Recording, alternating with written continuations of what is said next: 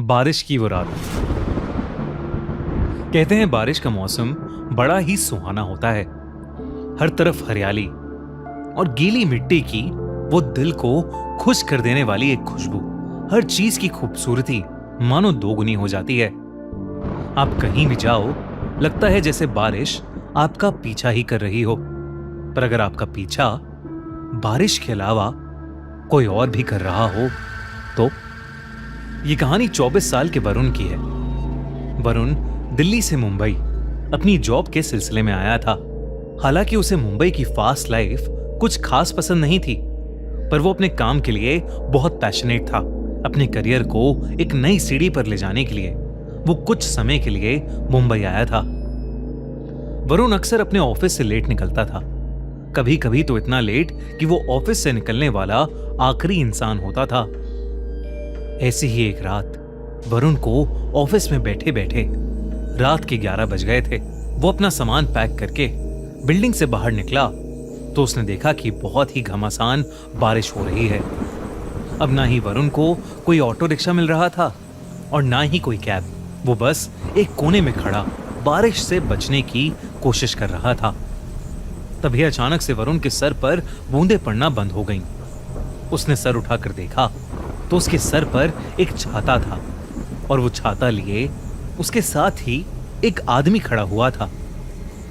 वरुण ने मुस्कुराकर उस आदमी को थैंक यू कहा, पर उस आदमी ने कुछ जवाब नहीं दिया। वो बस चुपचाप खड़ा रहा।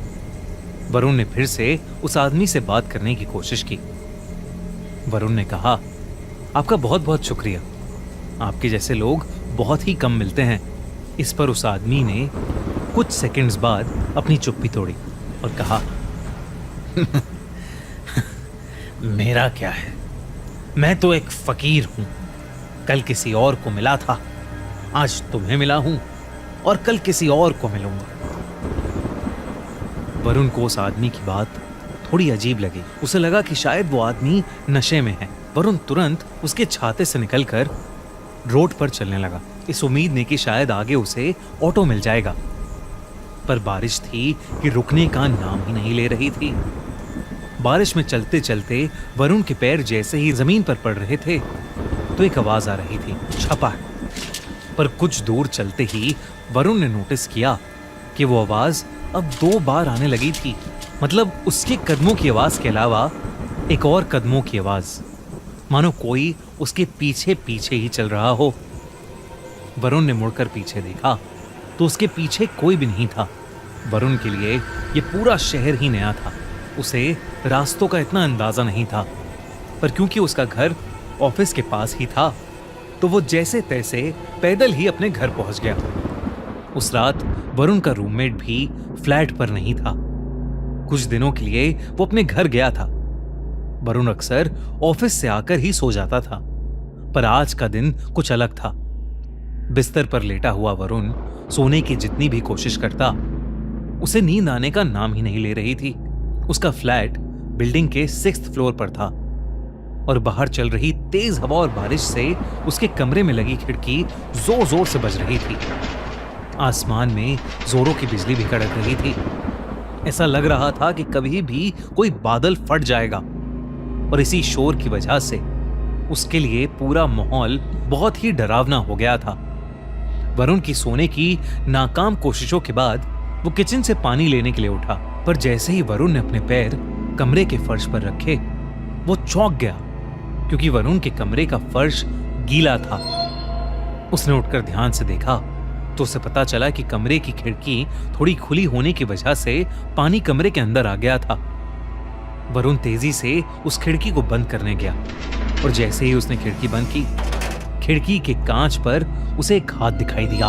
उस हाथ को देखकर वरुण की चीख निकल गई।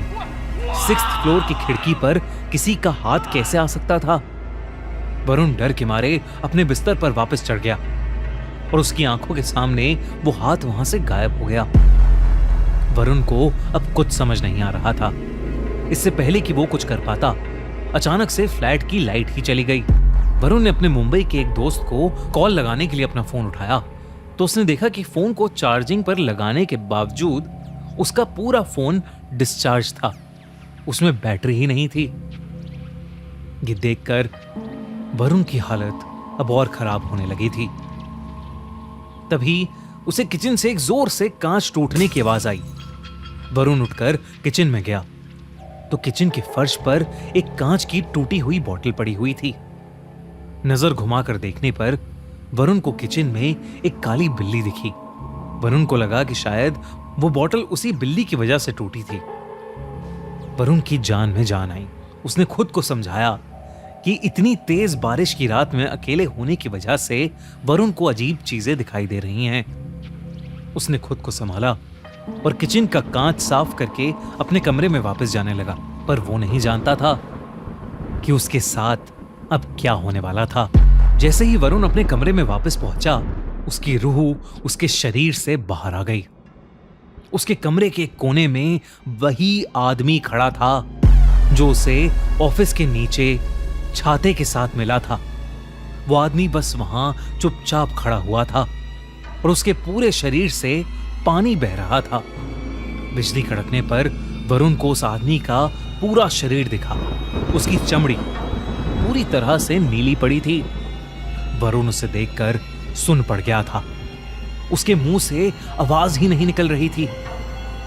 तभी उस आदमी ने अपनी चुप्पी तोड़ी और वरुण से कहा, मैं तो बस मदद करना चाहता था, पर मेरे साथ ऐसा क्यों हुआ?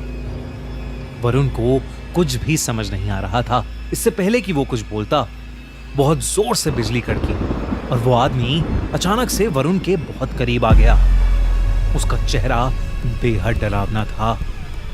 अचानक उस आदमी का शरीर फूलने लगा, जैसे मानो उसके शरीर के अंदर कुछ भरा हुआ हो। तभी एकदम से वरुण के कमरे में पानी भरने लगा। चारों तरफ पानी ही पानी था। इससे पहले कि वरुण कुछ कर पाता, वो पानी में डूबने लगा। वरुण को सांस ही नहीं आ रही थी और वो पानी में डूबता जा रहा था।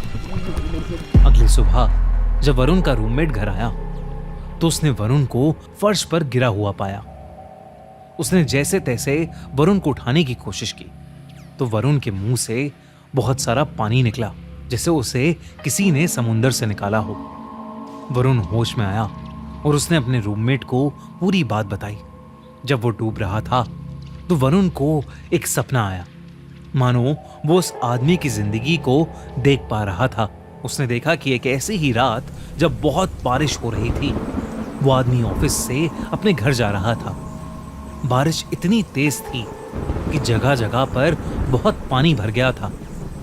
वो आदमी ऑफिस के नीचे खड़ा ऑटो ढूंढ रहा था। तभी उसके पास आकर एक औरत खड़ी हो गई। कुछ देर बाद उस औरत को लेने एक गाड़ी वहां पर आई, पर गाड़ी में बैठते समय उस आदमी ने देखा कि उस औरत का दुपट्टा गाड़ी के दरवाजे से बाहर निकल रहा था। बस उस औरत को यही बताने के लिए वो आदमी उस गाड़ी के पीछे तेजी से गया और उसका पैर एक बहुत ही गहरे गड्ढे में पड़ गया। वो गड्ढा इतना गहरा था कि वो आदमी उसके अंदर डूबने लगा और इससे पहले कि कोई उसे बचा पाता, उसके लंग्स में पानी भर गया था और उसकी वहीं मौत हो गई। जब वरुण ने अपने ऑफिस के एरिया के पास जाकर लोगों से इस बारे में पूछा तो उसे पता चला कि कुछ साल पहले एक पतला बूढ़ा आदमी वहीं बारिश में गड्ढे में मर गया था। ये सुनकर वरुण का दिल दहल गया था। कल रात उसकी मुलाकात जिस आदमी से हुई थी वो वाकई उसी बूढ़े आदमी की आत्मा थी। वरुण ने अगले ही दिन अपनी फ्लाइट बुक की और वापस अपने घर दिल्ली चला गया। उस दिन के बाद से वरुण को वो इंसान कभी नहीं दिखा, लेकिन आज भी तेज बारिश होते ही वरुण घबराहट के मारे कपकपाने लगता है।